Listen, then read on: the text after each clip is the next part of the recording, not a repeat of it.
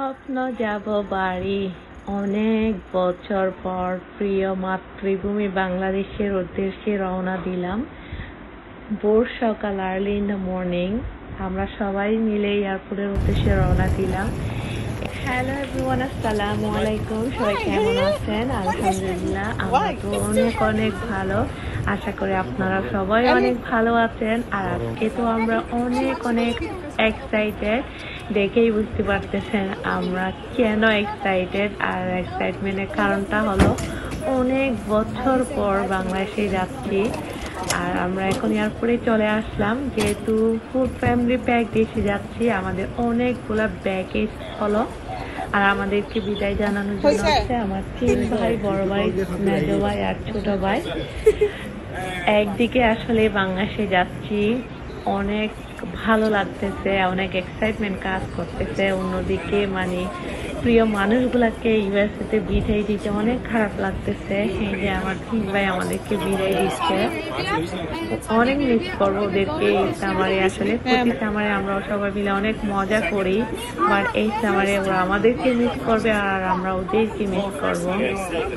যা হোক, কি আর করা, এটাই তো নিয়ম।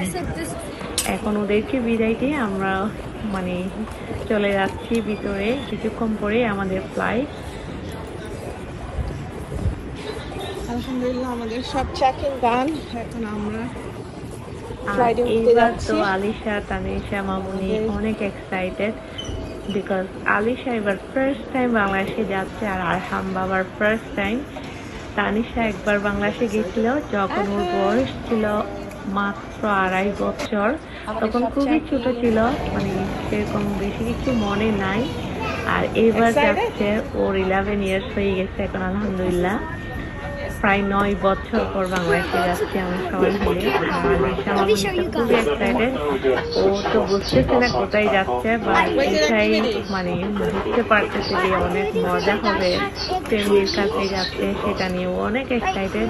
যাই হোক, ফ্লাইটে এসে ওরা তো ওদের মতো করে কিছু করতেছে, আর ওরা অনেক রকমের এন্টারটেনমেন্টের জিনিসও নিয়ে আসছে এখানে।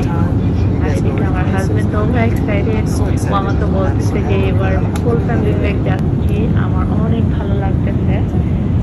আর এদিকে আলিশা ড্রয়িং করতেছে, অনেক কিছু নিয়ে আসছে এখানে ফ্লাইটে বসে বসে করার জন্য।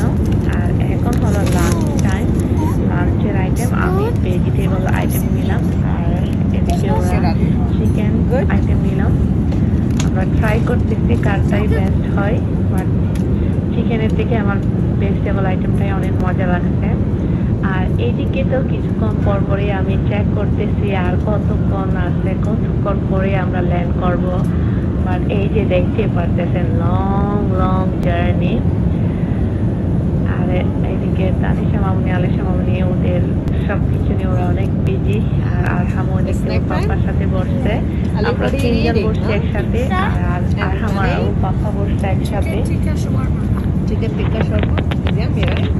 আলহামদুলিল্লাহ, আমি তো মনে করছি ওরা আমাকে অনেক কষ্ট দিবে, বাট মোটামুটি সেরকম বেশি কষ্ট দেয় নাই। লাস্ট মোমেন্টে গিয়ে একটু কষ্ট পাইছিলাম। যা হোক, আলহামদুলিল্লাহ এখন আমরা বাংলাদেশে এয়ারপোর্টে নামার সাথে সাথে 3 জন তো বড় মুশকিল হয়ে গেছে।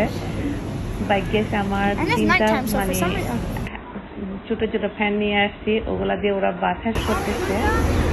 আর এখন আমরা ডোমেস্টিক ফ্লাইট নিলাম আমাদের লাস্ট ডেস্টিনেশন চিটাগাং যাওয়ার জন্য।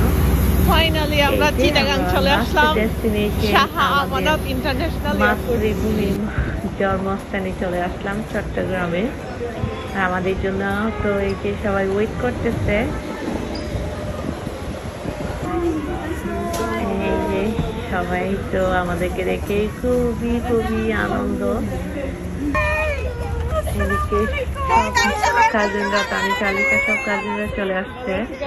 ওরা তো ওদেরকে ফুল দিয়ে বরণ করে নিল। ফার্স্ট টাইম ওদের সাথে দেখা হচ্ছে একজন আরেকজনের সাথে। আসলে এই যে আনন্দটা মানে কোনো কিছুর সাথে তুলনা করা যায় না।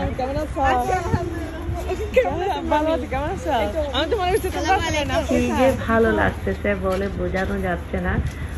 মানে গরম অনেক বেশি, বাট গরমটা ফিল হচ্ছে না। সবার আনন্দ দেখে মানে খুব ভালো লাগতেছে। আর আরহামকে নিয়ে তো সবাই অনেক এক্সাইটেড, এই যে দেখে বুঝতে পারতেছেন। ওর মানে বড় আব্বু, মেজ আব্বু সবাই ওদের জন্য মানে অনেক পাগল হয়ে গেছে বলতে গেলে। আর এদিকে বাসায় আসার পরে সবাই ওদেরকে আবারও ফুল দিয়ে বরণ করে নিল। আর এদিকে আমার হাজবেন্ড তো আমার শাশুড়ি আম্মাকে জড়াই ধরে অনেক কান্নাকাটি করলো। অ্যাকচুয়ালি এটা অনেক ইমোশনাল একটা মোমেন্ট। ওদের মানে কান্না দেখে আমি নিজেই কান্না করে দিলাম। আর এদিকে আমার শাশুড়ি আম্মা তো ওর একমাত্র নাতিকে, একমাত্র বংশের নাতিকে পেয়ে তো অনেক আনন্দিত।